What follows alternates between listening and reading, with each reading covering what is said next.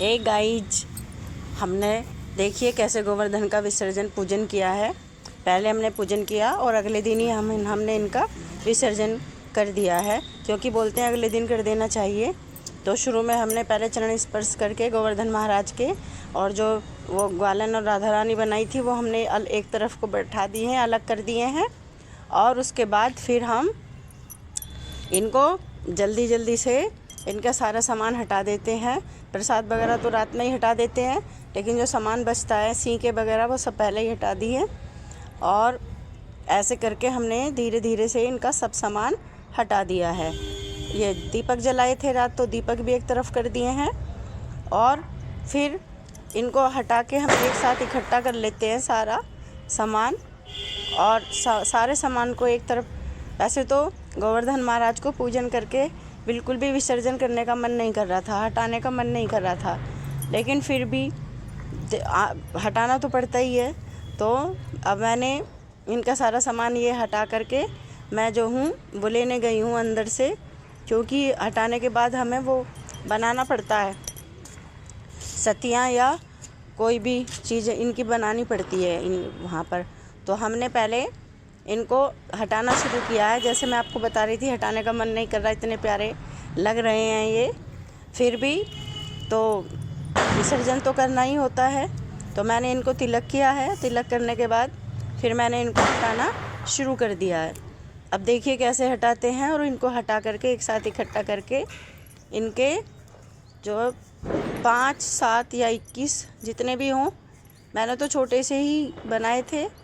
तो मैंने छोटे से ही गोवर्धन महाराज जी बनाए हैं, तो छोटे से के तो केवल 5 उपले भी बन सकते हैं। मैंने तो 5 ही बनाए थे। आप के जैसे भी जितने बड़े हों उसी हिसाब से आप बना सकते हो। चाहे आप 21 बनाओ, चाहे 51 बनाओ, चाहे 11 बनाओ। ऐसे करके आप इनको इकट्ठा करके पानी डाल लेंगे। पानी डाल करके एक साथ इकट्ठा करके मल लेंगे और इनका विसर्जन करने के लिए बना देंगे। देखिए ये तैयार हो गए हैं गणपति जी, गोवर्धन महाराज जी। और फिर इनको यहाँ से बनाने के बाद हम धीरे धीरे सब चीज़ इकट्ठी कर देते हैं। और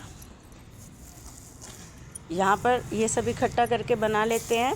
और बनाने के बाद फिर हम इनको, जब इनके ये सूख जाते हैं कंडे, तो इनको हम पूजा में इस्तेमाल कर सकते हैं। हवन में या किसी भी चीज़ में हम इन कंडों को दोबारा इस्तेमाल कर सकते हैं। और लेकिन इन्हें बनाने के बाद हमें कहीं ये गंदी या वैसी अपवित्र जगह पर नहीं फेंकना होता है। इसको हम साफ़ स्वच्छ जगह पर ही रखते हैं, और हम इसे दोबारा इस्तेमाल भी कर सकते हैं। इसकी जो राख होती है, अगर हवन में इस्तेमाल करेंगे तो उसको हम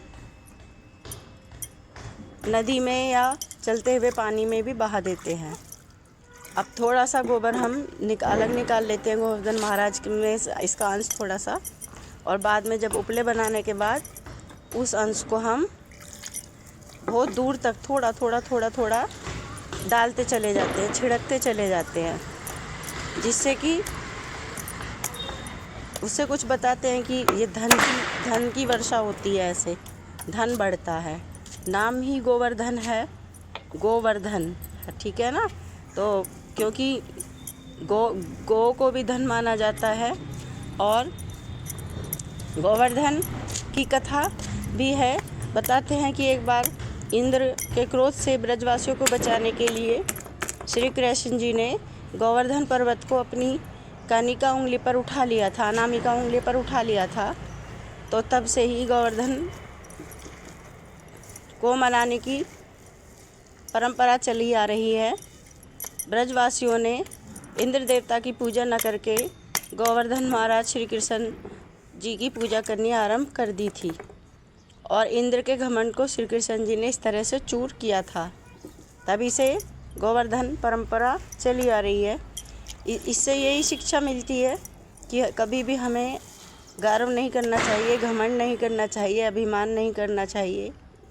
और हमारे जो पुराने रीति रिवाज हैं वो किसी न किसी तरह से हमें शिक्षित करते हैं, हमें आध्यात्मिकता से जोड़ते हैं। लेकिन हम लोग उस परंपरा को बस एक लकीर के फ़कीर की तरह अपनाते हैं, उसकी अच्छाइयों पर कोई प्रकाश नहीं डालते, लेकिन कोई मन में भावना नहीं लाते अच्छी, बस यही परंपरा है, करना है, ऐसा कुछ नहीं है।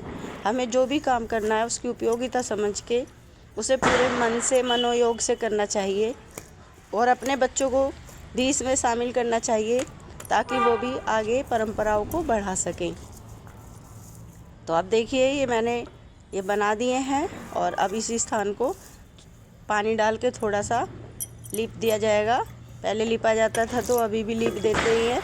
ये सूख जाएगा और यहाँ पर थोड़ी देर में सूखने के बाद एक अष्टदल कमल बना दिया जाएगा, या उसके बाद ओम या सतिया भी बना देते हैं, जैसा भी जिस पे जो आता है। कुछ लोग चौक पूरना अच्छा जानते हैं तो चौक भी पूर सकते हैं, जिससे जैसी श्रद्धा और जितना ज्ञान उसी के अनुसार काम करते हैं।